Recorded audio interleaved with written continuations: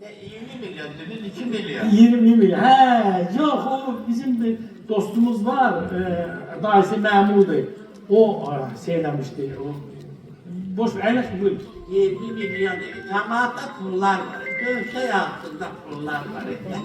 Ya çünkü bu nasip değil. Burada oturun. Buyur. Aynen.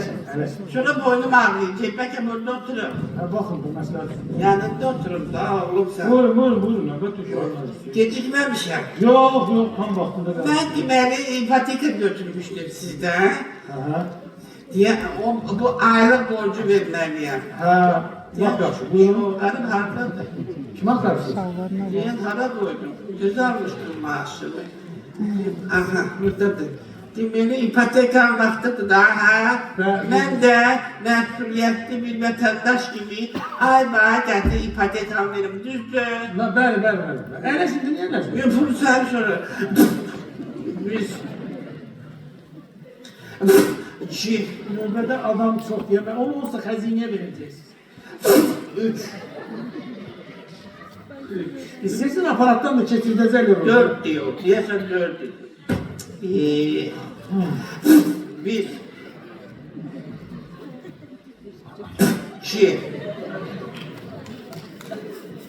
3. Böyle. Mənim pulu mən qəbul eləmirəm. Pulu orada... Götürüp pulu alanda da saymazsan, pulu verende de saymazsan. Götürün pulu. Yaxşı bir birdən. İçinde nerede? Bir daha sayın. Bir. Bir. Koy bırak. Sen pulu dediyse beni yaşayacağım. Ben Orada pulu da tüpürmüsünüz ki sizin... İki. 3, düzdür müəllim, düpbədüz. Siz mənə şəxsiyyət vəsiqəsini verdiniz, onu orada sizdən, mən burada kağızı yazıb verəcəm sizə, zəhmət olmasa. Şahsiyet kalır. Sen de ilerlettin demesin. Şahsiyet vesikası. Vesikam şahsiyet vesikam. Ha buradadır. Aşağıda burada cibiniz var. Buyurun bu da benim şahsiyet vesikam. Elə şimdi zəhmət Siz olmasa. bakın ben pulu sayın. Bir. Müəllim, buradan necə cavan olmuşsunuz? Ha o ipoteka arkası götüren dedi. İki.